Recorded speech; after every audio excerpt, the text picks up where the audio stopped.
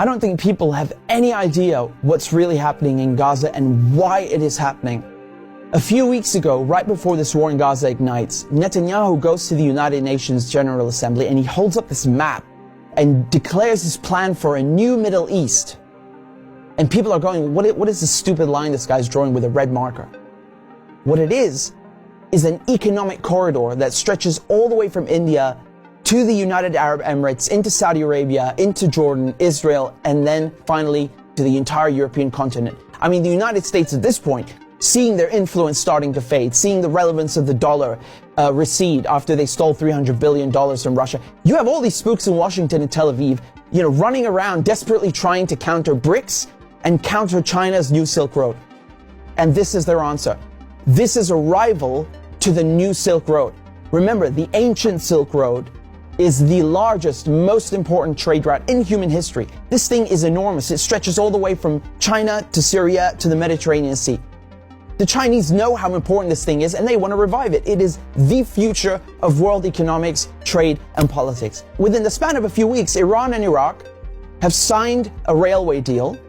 So now you have a rail link for the new Silk Road. And President Assad of Syria, who the West have been trying to isolate for over a decade, is now visiting China, the world's largest economy, and signing a strategic partnership. This is pivotal. So now the new Silk Road has rail access all the way to the Mediterranean Sea through Syria's port in Latakia. So not just land, but maritime trade. This is crucial. And as enormous and important as all of this is just one aspect. This is just one aspect. You still have the gas. How can we talk about the Middle East without talking about gas and oil?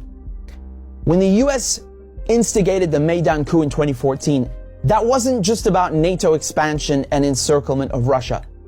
This was about surrounding, controlling, and cutting off Russian gas to Europe. Russia is the country with the largest proven reserves of natural gas. Control Ukraine, and you control the pipelines that feed and supply Russian gas to Europe.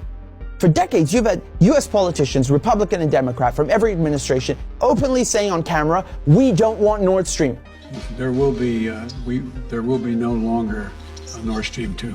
We will bring an end to it. You want to have pipelines that don't go through Ukraine and Russia. For years, we've tried to get the Europeans to be interested in different pipeline routes. It's time to do that. You want to depend more on the North American energy platform, the tremendous bounty of oil and gas that we're finding in North America. Lo and behold, Nord Stream 1 and 2 are blown up. I mean, this is without question the most egregious, the largest terrorist attack on European infrastructure in modern history. There are only 3 countries on this planet that can pull this off. They are Russia, Britain, and the United States. And let me tell you, it was not Russia. You combine that with the sanction packages from the European Union, banning Russian oil and gas. I mean, talk about shooting yourself in the foot. So now there's no more Russian gas coming into Europe. And just like that, the United States have achieved a long-standing foreign policy objective. Now, the only other country with enormous gas reserves, the second largest in the world, is Iran. Iran signed the nuclear deal in 2015 and 2016. They're complying in every way imaginable.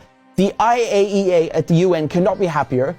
And then the United States, the guys who orchestrated the whole deal, go back on their word and they rip it up just like that and reimpose sanctions on Iran. So now Iran is barred from selling its oil and gas to Europe and others. So Russia and Iran, the 2 countries with the largest gas reserves, are out of the picture. Then Israel, all of a sudden, proposed themselves as a solution to the European Union's gas shortages. Take our trilateral energy, for example, that we closed in June with Egypt and Israel. It has played an important role in our strategy to get rid of the Russian fossil fuels. How convenient. How convenient. In 2010, they conduct a geological survey and find this monstrous giant gas field in the Middle East. It's called the Leviathan, and it's in the Mediterranean Sea on the Levantine Basin. That means it's right off the coast of Palestine, Lebanon, Syria. Syria initially declines offers over its gas reserves and simultaneously refuses to lay pipes for a Qatari gas project. What a coincidence! Barely a year later, war breaks out in Syria. And who's funding it? Qatar and Israel and the United States are just some of the parties funding and running this war to overthrow the government in Damascus. Today, the United States control 1/3 of Syria.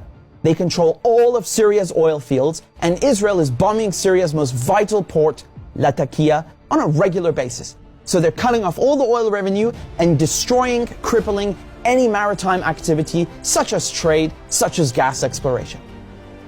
Another major port on the Levantine coast is in Beirut, which mysteriously explodes in 2020.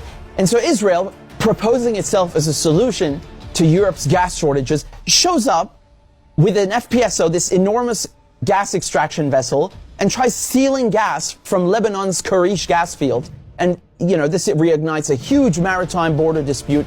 And Israel has to go and beg the United States to solve this diplomatically, because Hezbollah said, if you steal 1 cubic inch of our gas, we will fire our missiles on your ship. Now we come to Gaza. Gaza also has its own unexplored gas fields. Gaza is also a concentration camp run by the Israelis, and it's been under siege by Egypt and Israel under naval blockade since 2007. I mean, you can't even fish properly, let alone extract gas. And so now, the Lebanese, the Syrian, the Palestinian ports, they're all out of action, and the only working port left in the coast is the Israeli port on Haifa. I mean, how convenient. This makes Israel the only one able to explore gas and implement an economic corridor like the one that Netanyahu held up at the UN. So in other words, Israel and the United States together killed off all the competition, stole their goods, and cornered the market. But as winter is approaching, Israel desperately needs to get that gas for Europe. But there's no stability. There can never be stability in the region without solving the Palestinian question. And so when Netanyahu shows up at the UN with his brilliant plan, the Israelis thought, oh, it's a done deal. They'll just get Saudi Arabia to normalize ties and thereby extinguish the Palestinian issue once and for all. And that is precisely why they are in Gaza slaughtering Palestinians like crazy, like they're in berserker mode.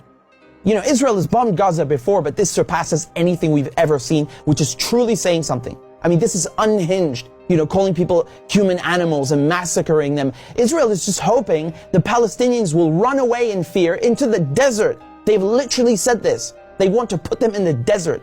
They want people in Gaza to go to the Sinai desert and push the people in the West Bank into Jordan. This is genocide and ethnic cleansing without question. But it also has economic and geopolitical implications.